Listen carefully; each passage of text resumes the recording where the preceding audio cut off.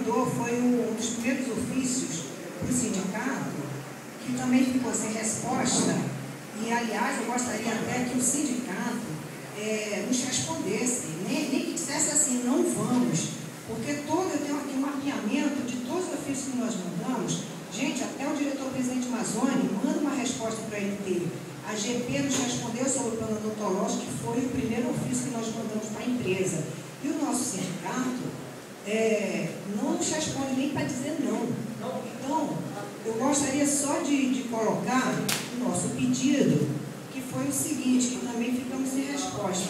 Considerando a relevância da Assembleia marcada para o dia 4 de fevereiro de 2013, vimos pela presente solicitar a mudança desta data para a semana seguinte ao Carnaval, uma vez que a proximidade com esta data festiva deverá esvaziar a realização da mesma, o que não será proveitoso para a campanha salarial que se inicia.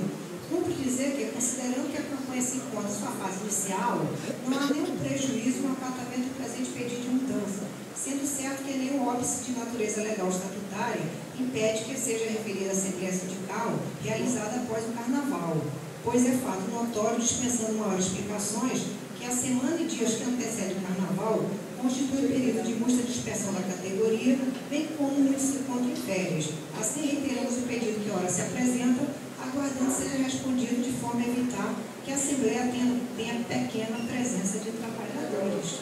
Eu acho que a gente nem precisa contar quantas pessoas tem aqui. Eu gostaria de chamar o bom senso da possibilidade de nós ferirmos a Assembleia para a semana após o Carnaval. Aliás, tem bloco saindo hoje na rua, né? Gente, obrigada. É isso que eu gostaria de registrar. Está registrado. Também é uma presença. E